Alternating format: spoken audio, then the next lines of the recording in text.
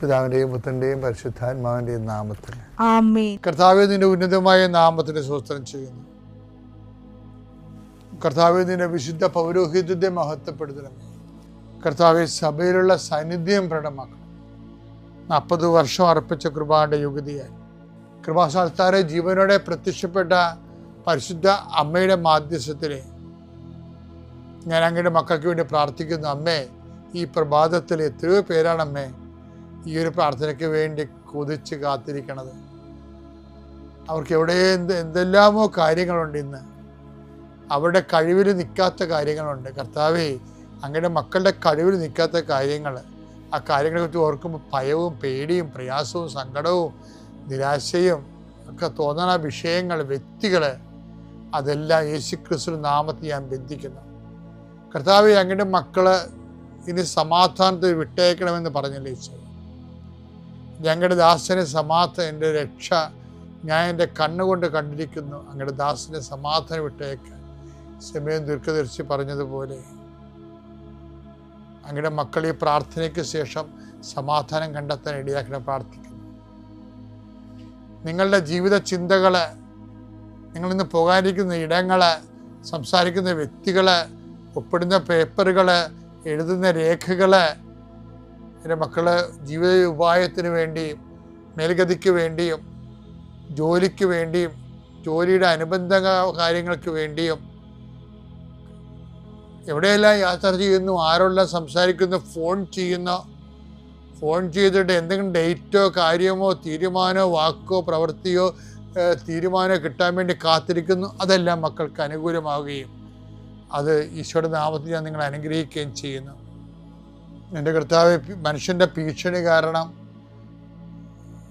മനസ്സിന് സമാധാനം നഷ്ടപ്പെട്ടവർ, അവരെ നീ ഏത് ഭവനത്തിൽ പ്രവേശിച്ചാലും ആ ഭവന സമാധാന ആശംസ അറിയിച്ച കർത്താവേ, നിന്റെ നാമത്തിൽ നെഞ്ചിലും നെറ്റിലും മുദ്ര വാങ്ങി നിന്റെ നാമത്തിൽ വിശ്വസിക്കുന്ന ഒരു മനുഷ്യനെയും ആരും ഭീഷണിപ്പെടുത്താൻ അനുവദിക്കരുത് കർത്താവേ. അവരെല്ലാം ശത്രുക്കളെ കാണുകയെ വിരുന്നൊരുക്കുന്ന ദൈവത്തിൻ്റെ ശക്തിവിശേഷം നിനക്കായി വിരുന്നൊരുക്കട്ടെ. എൻ്റെ എല്ലാ ശത്രുക്കളുടെ മുന്നിലെ നിത്യം പിതാവും പുത്രനും പരിശുദ്ധാത്മാവും സർവ്വേശ്വര എന്നേക്കും. അമ്മേ പരിശുദ്ധ അമ്മേ, അമ്മേ പരിശുദ്ധ ദൈവമാതാവേ, കൃപാസനത്തിലൂടെ ഞങ്ങളുടെ ദേശത്തിനും അമ്മ മധ്യസ്ഥം തേടി തന്ന എല്ലാ അനുഗ്രഹങ്ങൾക്കും കൃപകൾക്കും ഞങ്ങളിപ്പോൾ ഹൃദയം നിറഞ്ഞ നന്ദി പറയുന്നു. അമ്മേ പരിശുദ്ധമ്മേ ദൈവമാതാവേ, 2004 ഡിസംബർ 7 ഉച്ചകഴിഞ്ഞ് 2:30 കൃപാസനത്തിൽ സംഭവിച്ച അമ്മയുടെ പ്രത്യക്ഷപ്പെടലിനെ കുറിച്ച് തിരുസഭയ്ക്ക് സമർപ്പിച്ചിരിക്കുന്ന പഠനരേഖകളുടെ മേൽ സഭാത്മകമായ പഠനം ആരംഭിക്കുവാൻ ഞങ്ങൾ പ്രാർത്ഥിക്കുന്നു. അമ്മേ പരിശുദ്ധമേ, ഭൂസ്വർലോകങ്ങളുടെ രാജ്ഞിയായ അങ്ങേയ്ക്ക് ഭൗമസംരക്ഷണത്തിനായി പ്രപഞ്ചപ്രകൃതിയെ തന്നെ തിരുസഭ പ്രതിഷ്ഠിക്കുവാൻ ഈ പ്രത്യക്ഷീകരണം വഴി ഇടയാക്കണമേ. പരിശുദ്ധമേ, ജപമാല മാതാവേ, സകല കൃപാസനം പ്രാർത്ഥനയോടും ചേർത്ത് ഞങ്ങളിപ്പോൾ പ്രാർത്ഥിക്കുന്ന ഈ കുടുംബത്തിന്റെ പ്രത്യേക നിയോഗം പറ മക്കളെ.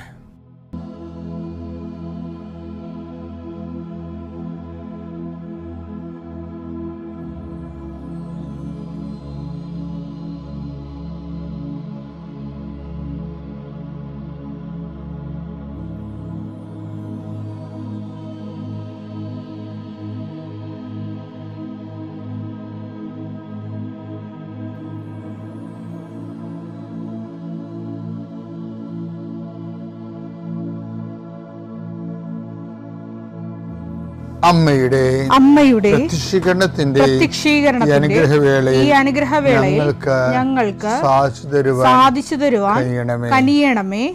ആമേൻ.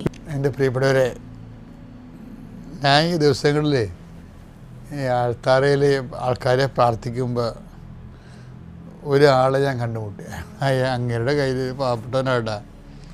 അങ്ങയുടെ കയ്യിൽ കുറേ ആധാരങ്ങൾ ഇരിപ്പുണ്ട്, എല്ലാം ജപ്തിയായിരിക്കുകയാണ്.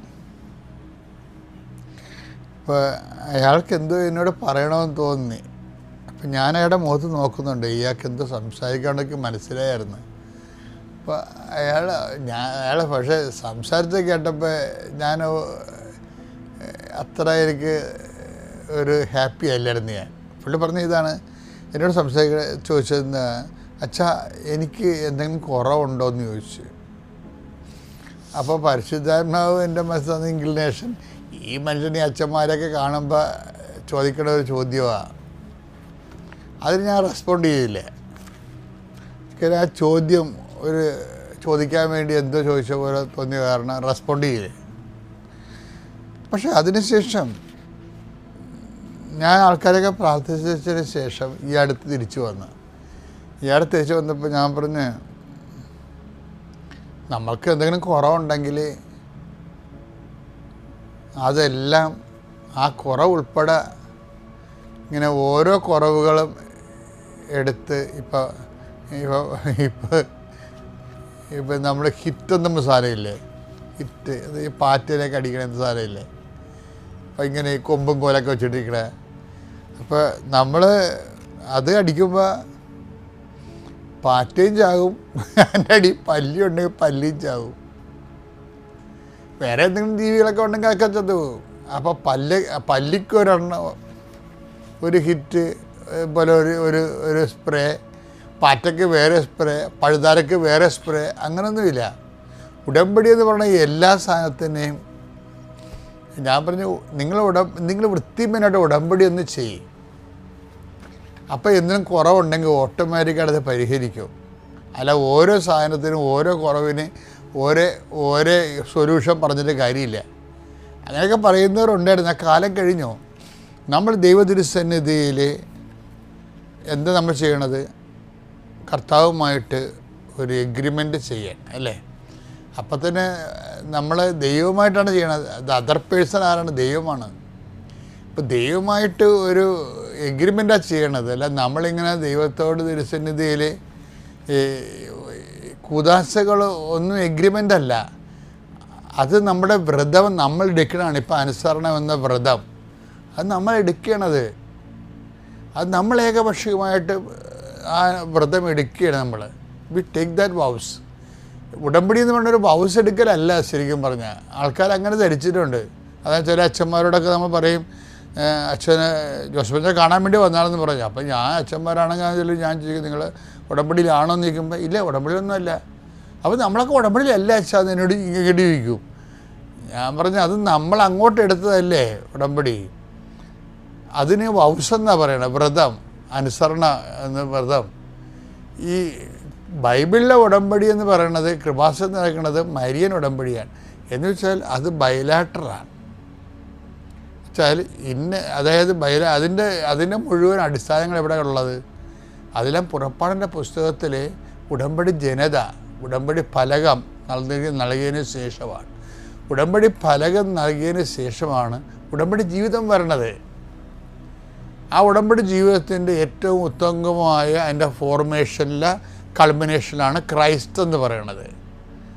അപ്പം നമ്മൾ അവൻ പറയണത് പോലെ ചെയ്യണം.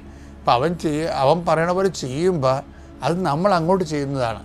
പക്ഷേ അതിന് ദൈവം ഇങ്ങോട്ട് തരുന്ന വാഗ്ദാനങ്ങളുണ്ട്. അപ്പോൾ ഇത് ബൈലാറ്ററാണ്, ഉഭയകക്ഷിയാണ്. ദൈവം ഒരു കക്ഷിയാണ് ഇതിൻ്റെ അകത്ത്. അപ്പം തന്നെ അത് മനസ്സിലാക്കുമ്പോൾ തന്നെ നമ്മളെന്ത് ചെയ്യും? അയ്യോ, ദൈവമായിട്ടാണല്ലോ നമ്മൾ ഒരു എഗ്രിമെൻറ്റിൽ വരാൻ പോണത്. അപ്പം ഞാൻ എബ്രഹാത്തെ പോലെ ഞാൻ പരിശുദ്ധനായിരിക്കുന്ന പോലെ നീയും പരിശുദ്ധനായിരിക്കണം. അപ്പം അതിൻ്റെ ആദ്യ പടി തന്നെ എന്താണ്? വിശുദ്ധീകരണമാണ്. ഉടമ്പടിയുടെ ആദ്യ പടി. വിശുദ്ധീകരിക്കാത്ത ആർക്കും ഉടമ്പടി ചെയ്യാൻ പറ്റത്തില്ല. അപ്പോൾ അതുകൊണ്ട് തന്നെ ഓട്ടോമാറ്റിക്കായിട്ട് ആ വ്യക്തി ഉടമ്പടിയെക്കുറിച്ച് ബോധമുള്ള ആളാണെങ്കിൽ ആ വ്യക്തി സ്വയമായിട്ട് അപ്പം തന്നെ ആരും പറയാതെ, ഞങ്ങളാരും ഉപദേശിക്കാതെയും നിർദ്ദേശിക്കാതെയും ആ വ്യക്തി സത്യസന്ധമായിട്ട് തന്നെ സുവിശേഷ വിഹിതമായിട്ട് ദൈവതിരുസന്നിധിയിൽ ഒരു കോമ്പറ്റൻ്റ് പാർട്ട്ണറാകും. ഉത്തരവാദിത്വമുള്ള ദൈവത്തോട് ഉടമ്പടി ചെയ്യാൻ പറ്റുന്ന വ്യക്തിയായിട്ട് അവർ തന്നെ പ്രാർത്ഥിച്ചും വിശുദ്ധീകരിച്ചും ഒരുങ്ങിയായിരിക്കും വരണത്. അങ്ങനെ വരണ അനേക ആയിരങ്ങളുണ്ട് കൃപാസനത്തിലോട്ട്. ചുമ്മാ വായി നോക്കി വണ്ടിയൊക്കെ ആയിരുന്നുണ്ട് ആരെങ്കിലും വിളിച്ചെന്നും പറഞ്ഞിട്ട് കൂടെ വന്ന് അതിവിടെ ഇവിടെയും കുത്തിയിരുന്നിട്ടും എഴുതിയിടുന്ന ആൾക്കാരും ഉണ്ട്. അങ്ങനെയുള്ള അവതാരങ്ങളും ഉണ്ട്. അപ്പോൾ എന്ത് വിഷയം എന്ന് പറയണത്, എപ്പോഴും നമ്മൾ ശ്രദ്ധിക്കേണ്ടത്, ഉടമ്പടി ഇപ്പോൾ ഈ വ്യക്തി എന്താ എന്നോട് പറഞ്ഞത്, എനിക്ക് വല്ല കുറവുണ്ടോ എന്നാണ് ചോദിച്ചിരിക്കുന്നത്. ശരിക്കും പറഞ്ഞാൽ എന്തെല്ലാം പ്രശ്നമുണ്ടെങ്കിലും ഉടമ്പടി വെടിപ്പായിട്ടൊരു മനുഷ്യൻ ഒരു ഈക്വലൻ്റ് പാർട്ട്ണറായിട്ട്, അല്ലെങ്കിൽ ഒരു സ്യൂട്ടബിൾ പാർട്ട്ണർ, യോജിച്ച പങ്കാളിയായിട്ട് വരുമ്പോൾ തന്നെ ദൈവത്തിൻ്റെ വാഗ്ദാനങ്ങൾ നമ്മൾ കൃപാസനത്തിൽ വരണമെങ്കിൽ തന്നെ ദൈവം പാലിക്കാൻ തുടങ്ങും. എന്താ കാര്യം, നമ്മൾ പാലിക്കുമെന്നുള്ളതും ഉടമ്പടിയുടെ വൃത്തിയും മെനയുമുള്ള ഈക്വൽ പാർട്ട്ണർ ആകുമെന്നുള്ളത് ദൈവത്തിന് നേരത്തെ അറിയാവുന്നത് കൊണ്ട് അങ്ങനെയുള്ള ഒരു തീരുമാനം എടുക്കുമ്പോൾ തന്നെ വീട്ടിൽ വെച്ച് തന്നെ അതിൻ്റെ അനുഗ്രഹങ്ങൾ തുടങ്ങും. അതുകൊണ്ട് പല ആൾക്കാരും ഉടമ്പടി അപ്പോൾ ഈ മനുഷ്യൻ കുറവുണ്ടോ എന്ന് ചോദിച്ചപ്പോൾ ഞാൻ അയാളോട് ചോദിച്ചതെന്നറിയാമോ, നിങ്ങളാദ്യം ഉടമ്പടി എടുക്കുന്നത് എന്തിനാണ്? യേശുക്രിസ്തുവിനെ നമ്മുടെ പക്ഷത്താക്കാൻ വേണ്ടിയാണ്. എന്താ കാര്യം? യേശുക്രിസ്തുവിനെ എന്തിനാണ് നമ്മൾ പക്ഷത്താക്കണത്? ഉടമ്പടി ബേസ് ചെയ്തിരിക്കുന്നത് വാഗ്ദാനങ്ങളല്ലേ. അപ്പം സകല വാഗ്ദാനങ്ങളും യേശുക്രിസ്തുവിന്റെ അതേന്ന് തന്നെയാണ്. 2 കൊരിന്ത്യർ 1:20 ദൈവത്തിന്റെ സകല വാഗ്ദാനങ്ങളും ദൈവത്തിന്റെ സകല വാഗ്ദാനങ്ങളും ക്രിസ്തുവിൽ അതേന്ന് തന്നെയാണ്. അതുകൊണ്ട് തന്നെയാണ് ദൈവമഹത്വത്തിന് അവൻ വഴി ഞങ്ങൾ ആമേൻ പറയുന്നു, ഞങ്ങൾ യേശു പറയുന്നത്. അപ്പൊ ദൈവത്തിന്റെ സകല വാഗ്ദാനങ്ങൾ ക്രിസ്തുവിൽ അദ്ദേഹം തന്നെയാണ്. അപ്പം ഞാൻ ഈ മനുഷ്യൻ എന്താ എന്നോട് ചോദിക്കണത്, എനിക്ക് വല്ല കുറവുണ്ടോ എന്ന്. അപ്പം ഞാൻ എന്താ പറയണത്, നമ്മൾ ഉടമ്പടി എടുക്കണത് എന്തിനാണ്? അതിൻ്റെ ഫസ്റ്റ് ബേസിസ് തന്നെ കുറവെല്ലാം മാറും. എന്താ കാര്യം, നമ്മൾ ദൈവത്തോട് ഉടമ്പടി ചെയ്യാൻ പറ്റുന്ന ഒരു ഈക്വൽ പാർട്ട്ണറായിട്ടും ഇക്വലൻ്റ് അതിന് തക്ക ഒരു പങ്കാളിയായിട്ടും നമ്മളെ തന്നെ വിശദീകരിക്കുമല്ലോ. അപ്പോൾ ഉടമ്പടിയുടെ ഉദ്ദേശം എന്താണ്? ക്രിസ്തുവിനെ പക്ഷത്താക്കുക എന്നുള്ളതാണ്. എങ്ങനെ ക്രിസ്തുവിനെ പക്ഷത്താക്കാൻ കാരണം എന്താണ്? ഈ ഉടമ്പടി ബേസ് ചെയ്തിരിക്കുന്ന മുഴുവൻ ദൈവത്തിൻ്റെ വാഗ്ദാനങ്ങളിലാണ്. അപ്പം സകല വാഗ്ദാനങ്ങളും യേശുക്രിസ്തുവിൽ അദ്ദേഹം തന്നെയാണ്. അപ്പോൾ യേശുക്രിസ്തുവിനെ കിട്ടിയാൽ നമുക്ക് സകല വാഗ്ദാനങ്ങളും അതിൻ്റെ അകത്ത് ഇൻക്ലൂഡഡ് ആണ്. അത് എല്ലാം ഓരോ കാര്യത്തിന് വേണ്ടി നമ്മൾ പറയേണ്ട കാര്യമില്ല. ഇപ്പോൾ 6 കാര്യങ്ങൾ ഉടമ്പടി പറയണമെങ്കിലും ഒരു 60,000 കാര്യങ്ങളും യേശുക്രിസ്തു. അതാണ് ഇനി നമുക്കെതിരെ വരാൻ പോകുന്ന ശത്രുത പോലും, അല്ലെങ്കിൽ പലതരം പൈശാചിക പീഡകൾ പോലും, എന്താണ് മനുഷ്യൻ പേടിക്കണ എല്ലാ കാര്യങ്ങളും അതല്ലേ ബൈബിൾ ചോദിക്കുന്നത്.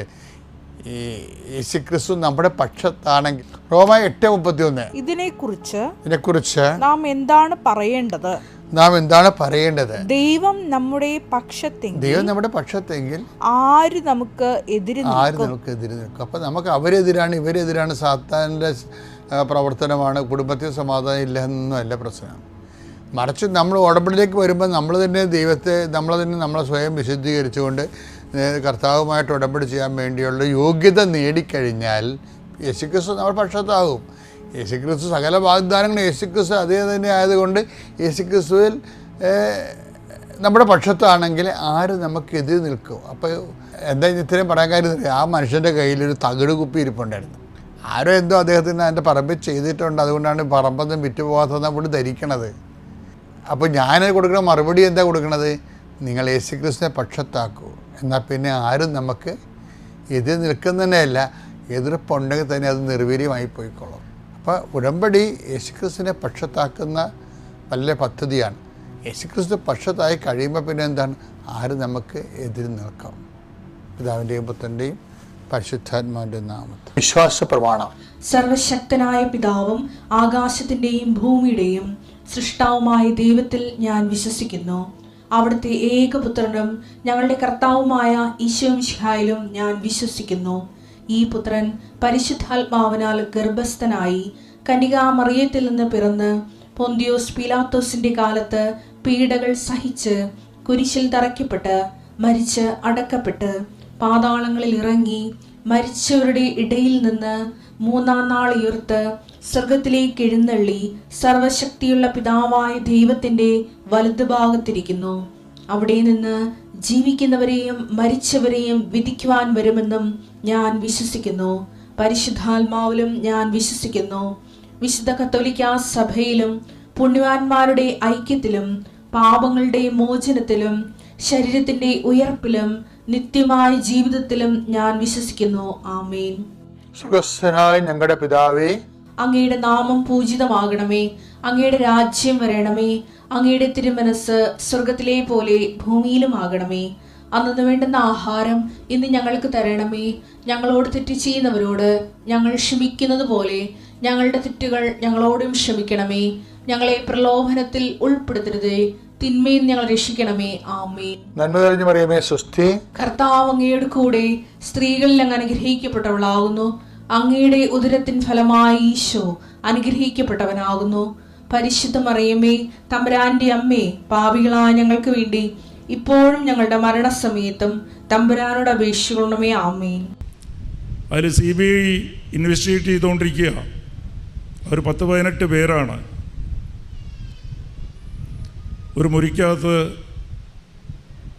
അവർ കുറേ ചോദ്യം ക്രമം തെറ്റിച്ചാണ് ചോദിക്കുന്ന. സാധാരണഗതിയിൽ ഒരു 500 ചോദ്യം പ്രിപ്പയർ ചെയ്തിട്ട് നമ്മളോട് ചോദിച്ചുകൊണ്ടിരിക്കും. അടിക്കേ പിടിക്കൊന്നുമില്ല. ഇങ്ങനെ ചോദ്യം ചോദിക്കും, റെക്കോർഡ് ചെയ്തുകൊണ്ടിരിക്കും. എന്നിട്ട് കുറേ ചോദ്യം അത് കഴിഞ്ഞാൽ ഞമ്മ നുണ പറഞ്ഞാണെന്ന് അറിയാൻ ഒരു അരമണിക്കൂർ മാറ്റി നിർത്തിയിട്ട് പിന്നെയും വിളിക്കും. എന്നിട്ട് പിന്നെയും ക്രമം തെറ്റിച്ച് അത് തന്നെ ചോദിക്കും. ചോദിച്ചത് മാറ്റി ചോദിക്കും. അപ്പോൾ കോൺട്രാഡിക്ഷൻ അവർ പിടിക്കുന്ന. ഞമ്മ നുണ പറഞ്ഞിട്ടുണ്ടെങ്കിൽ അത് വെച്ച് പിടിക്കും. അല്ലെങ്കിൽ ആരെങ്കിലും പേര് പറഞ്ഞാൽ അവരെ പോയി ചോദ്യം ചെയ്യും. Price the Lord. ഇത് അവസാനം ഇതെല്ലാം പറഞ്ഞ് കഴിഞ്ഞപ്പോൾ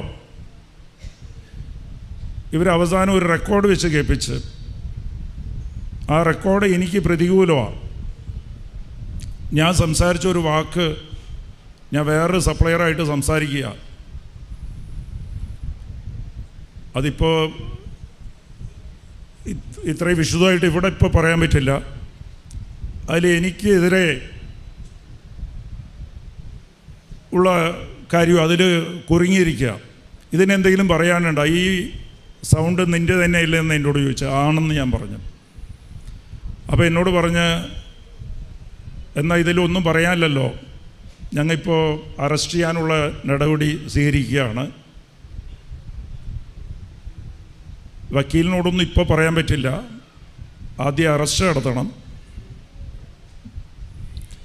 അപ്പോൾ ഇതിൽ സ്റ്റേറ്റ്മെൻറ്റ് തന്നെ ഇതിനെക്കുറിച്ച് എന്താണെന്നുള്ളതെന്ന് പറഞ്ഞിട്ട് എന്നെ അപ്പോഴത്തേക്ക് അവർക്ക് എന്തോ ഒരു ഫോണോ എന്തോ വന്ന് വേറെ മുറിയിലേക്ക് എന്നെ മാറ്റിയിരുത്തി. ഒരു 15 മിനിറ്റ് എനിക്ക് സമയം കിട്ടി. നമുക്ക് ആ ഒരു 15 മിനിറ്റ് മതി ഒരു കൊന്ത ചൊല്ലാനുള്ള സമയമാണ്. Price the Lord. ആ സമയത്ത് ചിന്തിച്ച്, നിങ്ങൾക്കും നിങ്ങളുടെ ജീവിതത്തിൽ ഒരു പ്രശ്നം വരുമ്പോൾ വിഷമമൊക്കെ പിന്നെ, കരച്ചിലൊക്കെ പിന്നെ, പിറുവിറുപ്പൊക്കെ പിന്നെ, കരച്ചിൽ വന്നു കഴിഞ്ഞാൽ നിർത്തുക. അത് എത്ര വലിയ പ്രശ്നമാണെങ്കിലും ഒന്ന് കൊന്ത ചൊല്ലിയിട്ട് കരയാമെന്ന് വിചാരിക്കണം. Price the Lord. ഒരു കൊന്ത ചൊല്ലാനുള്ള സമയം കിട്ടി. അതുതന്നെയാണ് ദൈവം നമുക്ക് അനുവദിച്ച് തന്നെ ജീവനത്. ഒരു കൊന്ത ചൊല്ലി പോക്കറ്റിൽ ബൈബിളുണ്ടായി. ബൈബിള് തുറന്ന് ഈശോയെ നിനക്കെന്തെങ്കിലും പറയാനുണ്ടോ? എല്ലാ വാതിലും അടഞ്ഞിരിക്കുകയാണ്. വാതിൽ അടഞ്ഞപ്പോൾ ദൈവം തന്നെയാണ് വാതിൽ. ഈശോടത് ബൈബിള് തുറന്ന് ചോദിച്ച് കണ്ണും പൂട്ടി ബൈബിൾ തുറന്ന് വിരൽ വയ്ക്കും. അങ്ങനെയാണ് ഞാൻ ചെയ്യാറ്. അപ്പോൾ ലൂക്ക 12:12 ഈശോ സംസാരിച്ച് സ്റ്റേറ്റ്മെൻറ്റ് കൊടുക്കുമ്പോൾ, നീ എന്ത് സംസാരിക്കണം, നീ വിഷമിക്കേണ്ട, നിനക്ക് വേണ്ടി ഞാൻ സംസാരിക്കും എന്നാണ് ആ വചനം. Price the Lord. ആ വചനത്തിൽ ഞാൻ വിശ്വസിച്ച്. Price the Lord. ഇതാണ് പ്രശ്നം. ഞമ്മ പലവരും വിശ്വസിക്കാറില്ല. ഞാൻ അതിൽ വിശ്വസിച്ച് ഈശോ സംസാരിക്കുമോ, എനിക്ക് പ്രശ്നമില്ല. ഈശോ സ്റ്റേറ്റ്മെൻറ്റ് കൊടുത്തിട്ട് എന്നെ തൂക്കിക്കൊന്നാലും എനിക്കൊരു പ്രശ്നമില്ല. Praise the lord. ഈശോ സംസാരിക്കാമെന്ന് പറഞ്ഞ് അതിലങ്ങോട്ട് വിശ്വസിക്കണം. ദൈവം ജീവിക്കുന്ന ദൈവമാണ്. ദൈവം പറഞ്ഞത് സത്യമാണ്. വചനം ജീവിക്കുന്നതാണ്. ഈശോ തന്നെയാണ് എന്നോട് സംസാരിച്ചത്. ആ ഒരു ബോധ്യം നമുക്കുണ്ടാകണം. ഞാൻ ചെയ്ത ഒറ്റ കാര്യം, അത് അനുഗ്രഹിച്ച അമ്മമാതാവ് അനുഗ്രഹിച്ച ആ വചനം വിശ്വസിക്കാൻ സാധിച്ചിരിക്കും. എൻ്റെ മനസ്സിലിരുന്ന് സങ്കടം മാറി. അതാണ് അതിൻ്റെ അടയാളം. പേടി മാറി, ഉത്കണ്ഠയെല്ലാം മാറി. ഇനി ഈശോ അറിഞ്ഞ കേസാണിത്. ഇനി എന്ത് ശിക്ഷ കിട്ടിയാലും ഈശോ അറിഞ്ഞിട്ടില്ലേ എന്ന് പറഞ്ഞിട്ട് പിന്നെ അവർ കറക്റ്റ് 15 മിനിറ്റ് കഴിഞ്ഞ് അകത്തേക്ക് വിളിച്ച് സ്റ്റേറ്റ്മെൻറ്റ് ഇതാ പറയാനുള്ളതെന്ന്. ഞാൻ റെക്കോർഡ് ഒന്നുകൂടി കേട്ട് ആ റെക്കോർഡിൽ ഞാൻ വലിയ ഉന്നത സ്ഥലത്തേക്ക് വേണ്ടി വേറൊരു സപ്ലയറുടെ ഇരുന്ന് കാശ് വാങ്ങിച്ച റെക്കോർഡിംഗ് ആണ് അതിലുള്ളത്. ഒരു ആന്ധ്രാക്കാരനെ കൊണ്ട് ഇവരെല്ലാം കൂടി അവനെ പിടിച്ച് അവനെ കൊണ്ടാണ് കേസ് ഇടിയിപ്പിച്ച് ഈ റെക്കോർഡ് ചെയ്യിപ്പിച്ച് ഇവിടെ CBIക്ക് കൊടുത്തിരിക്കുന്നത്. Price the Lord. ഹല്ലേലൂയ. അത് അവിടെ വെച്ച് ഞാൻ സംസാരിച്ച് കഴിഞ്ഞപ്പോൾ റെക്കോർഡ് ചോദിച്ച് എനിക്ക് പറയാനൊന്നും അപ്പോൾ സാധിച്ചില്ല. മനസ്സിൻ്റെ അകത്ത് സ്തുതിച്ചുകൊണ്ടിരിക്കുക, ദൈവമേ നീ എന്താ സംസാരിക്കാൻ പോണേ, എനിക്ക് പറയാനൊന്നുമില്ലല്ലോ എന്ന്. ദൈവം അപ്പോൾ എൻ്റെ മനസ്സിൻ്റെ അകത്ത് എനിക്ക് ഓർമ്മയില്ലാത്ത കാര്യമൊക്കെ ഓർമ്മിപ്പിച്ച് തരാം. അവൻ 5 ലക്ഷം വാങ്ങിച്ചെന്നാണ് റെക്കോർഡ് ചെയ്തിരിക്കുന്നത്. 5 ലക്ഷം എനിക്ക് തന്നതായിട്ടാണ് റെക്കോർഡ് ചെയ്തിരിക്കുന്നത്. പൈസയൊന്നും പറയണില്ല, കാശ് ഞാൻ വെച്ചിട്ടുണ്ട്, നീ വന്ന് വാങ്ങിക്കണമെന്ന്. പക്ഷെ ദൈവം എനിക്കൊരു ഫയൽ ഓർമ്മിപ്പിച്ച് തന്ന് ഞാൻ ആ ഫയൽ നമ്പർ പറയുകയാണ്, ഇത്രാം തീയതിയിലുള്ള ഫയൽ എടുക്കണം, ഇത് നുണയാണ്, അവൻ എനിക്ക് തന്ന കാശ് എനിക്ക് തരാനുള്ള കാശ് തന്നെയാണ്, അവൻ ബാക്കി എനിക്ക് കാശ് തരാനുണ്ട്. ആ ഫയലെടുത്ത് നോക്കിയപ്പോഴത്തേക്ക് അത് കറക്റ്റായിരുന്നു. ഞാൻ ഇങ്ങനെ പറഞ്ഞ് എനിക്ക് ആ ഫയൽ മാത്രം ഓർമ്മയുണ്ട്. ആ ഫയലെടുത്ത് നോക്കുമ്പോഴാണ് ഓർമ്മ വരുന്നത്, ഇവൻ 5 ലക്ഷം രൂപ എനിക്ക് തരാനുണ്ട്, ആ തരാനുള്ള കാശ് ഞാൻ ചോദിച്ചതാണ്, ഇവൻ ഞാൻ ഉന്നത മന്ത്രിക്ക് കൊടുക്കാൻ വേണ്ടി കാശ് വാങ്ങിച്ചതാണെന്ന് പറഞ്ഞതെന്ന് അവിടെ വെച്ച് പറഞ്ഞു. ആ ഒരു ഫയലെടുത്ത് പരിശോധിച്ചപ്പോൾ അത് കറക്റ്റ്, ആ ഡേറ്റ് വരെ കറക്റ്റാണ്, ആ എമൗണ്ട് കറക്റ്റാണ്, ഞാൻ പറഞ്ഞ കണക്കെല്ലാം കറക്റ്റാണ്. എനിക്ക് ഒട്ടും ഓർമ്മയില്ല. അത് സംഭവിച്ച 8 കൊല്ലം മുമ്പാണ്. 8 കൊല്ലം മുമ്പത്തെ കാര്യമാണ് ദൈവം ഓർമ്മിപ്പിച്ച് തന്നെ. എത്രയോ ട്രാൻസാക്ഷൻ്റെ അക്കൗണ്ട്സിൽ ട്രാൻസാക്ഷൻ ഇതൊന്നും ഓർമ്മയുണ്ടാകില്ല. അവിടെ വെച്ച് ആ കേസ് അപ്പാടെ തീർന്നത്. ആ സ്പോട്ടിൽ കേസ് തീർന്നു പോയി. അവിടെ വെച്ച് ദൈവമാണ് നിനക്ക് വേണ്ടി സംസാരിക്കുമെന്ന് പറഞ്ഞപ്പോൾ കേസ് അവിടെ വെച്ച് തീർന്ന്. ഇതാണ് ദൈവം, നമ്മുടെ ദൈവം. വാഗ്ദാനം ഇതാണ്. എല്ലാ വചനവും സത്യമുള്ള വചനമാണ്. അത് ജീവനുള്ള വചനമാണെന്ന് നമ്മൾ വിശ്വസിക്കുമ്പോഴാണ് അത് നമുക്ക് ഉപകരിക്കുന്നത്. നമ്മൾ പലവരിക്കും ആ വിശ്വാസം ഇല്ലായ്മയാണ് പ്രശ്നം. ദൈവം സത്യമായതുകൊണ്ട് ദൈവം അതുകൊണ്ടാണ് നമ്മളോട് പറയണത്, നീ സങ്കടപ്പെടേണ്ട, നിന്നോട് എനിക്ക് കരുതലുണ്ട്, നീ എന്ത് ഭക്ഷിക്കണമെന്ന് നീ വിഷമിക്കേണ്ട, ഭക്ഷണമായിട്ട് ഞാൻ വചനത്തിൻ്റെ വാഗ്ദാനം നിനക്ക് ഞാൻ തന്നിരിക്കുകയാണ്. പക്ഷേ നമുക്ക് ആ അവബോധമില്ല. പിന്നെ നമ്മൾ വിഷമമാണ്. നിനക്ക് വിഷമം വരുമ്പോൾ എല്ലാം നീ ബൈബിളാണ് എടുക്കേണ്ടത്, വചനമാണ് എടുക്കേണ്ടത്. അത് ധ്യാനിക്കണം, അത് വിശ്വസിക്കണം. അപ്പോൾ നമ്മളിപ്പോൾ ധ്യാനിക്കേണ്ട വിഷയം, നമുക്ക് എന്തുകൊണ്ടാണ് ഈ വിശ്വാസം ഇല്ലായ്മ? Price the lord. അപ്പോൾ നമുക്ക് വിശ്വാസം ഇല്ലായ്മ എങ്ങനെയാണ്? ഇനി അടുത്ത പോയിൻ്റ് നമ്മൾ മനസ്സിലാക്കേണ്ടത്, നമുക്ക് എങ്ങനെ വിശ്വാസം കൊണ്ടുവരാൻ പറ്റും? നമുക്ക് ആഗ്രഹമുണ്ട്, ഇത് എന്നെ കേൾക്കുമ്പോൾ പലവർക്കും ആഗ്രഹമുണ്ട്, എനിക്ക് വിശ്വസിച്ചാൽ കൊള്ളാം, ഇതുപോലെ എനിക്കും വിശ്വസിച്ചാൽ കൊള്ളാം. പക്ഷെ അത് സാധിക്കുന്നില്ലല്ലോ. എനിക്ക് സാധിക്കാത്ത എന്തുകൊണ്ട്? സാധിക്കണമെങ്കിൽ കുറേ മാർഗങ്ങളുണ്ട് ബൈബിളിൽ. അതിലൊരു മാർഗം, 2 മാർഗം നമുക്ക് ധ്യാനിക്കാം. അപ്പോൾ നമ്മളിൽ വിശ്വാസം ഉണ്ടാകും. അത് ഹോംവർക്കായിട്ട് ഈ ഒരാഴ്ചയോ 10 ദിവസമോ നിങ്ങൾ ഒന്ന് പരിശീലിച്ച് നോക്കുക. അത് റോമാ 4:20 പറയണം, നിനക്ക് വിശ്വാസം വേണമെന്നുണ്ടെങ്കിൽ ദൈവത്തെ മഹത്വപ്പെടുത്തണം. Price the Lord. ദൈവത്തെ മഹത്വപ്പെടുത്തുമ്പോൾ നിൻ്റെ വിശ്വാസം ശക്തിപ്പെടും. Price the Lord. നമ്മളൊക്കെ വിശ്വാസമുണ്ട്, പക്ഷെ വിശ്വാസത്തിൽ ശക്തിയില്ല, ബലഹീനതയിലാണ് വിശ്വാസം.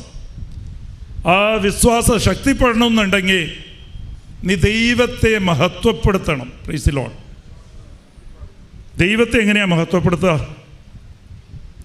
ദൈവത്തെ മഹത്വപ്പെടുത്തേണ്ടത് അത് ദൈവത്തെ മഹത്വപ്പെടുത്തുമ്പോഴാണ് വിശ്വാസം ശക്തിപ്പെടുന്നത്. മഹത്വപ്പെടുത്തേണ്ടത് എങ്ങനെയാണെന്നൊരു ഉദാഹരണം ഞാൻ പറഞ്ഞുതരാം. ഇപ്പോൾ എൻ്റെ മകന് എന്തോ കാരണം കൊണ്ട് എൻ്റെ വീട്ടിൽ എനിക്ക് ഭക്ഷണം കൊടുക്കാൻ സാധിച്ചില്ല. ഭക്ഷണമില്ല, 2 ദിവസമായിട്ട് ഭക്ഷണിക്കാണ്. എൻ്റെ കച്ചവടത്തിൻ്റെ ബിസിനസ്സിൽ ബുദ്ധിമുട്ടുണ്ടോ എന്തെങ്കിലും ഇല്ല. അപ്പോൾ അയൽവക്കത്ത് ഒരാൾ ബിരിയാണി കൊടുത്തുകൊണ്ടിരിക്കുക. Praise the lord. അപ്പോൾ കുറേ ഭിക്ഷക്കാരും എല്ലാം കൂടി പോയി ലൈനിൽ നിൽക്കുക. Praise the lord. എല്ലാ അയൽക്കാരെ എല്ലാവരും കൂടി നിൽക്കുക. ഇവനും പോയിട്ട് ആ ലൈനിൽ നിന്ന് അവർ വിളിക്കുക, നീ വന്ന് കഴിച്ചിട്ട് പോടാ.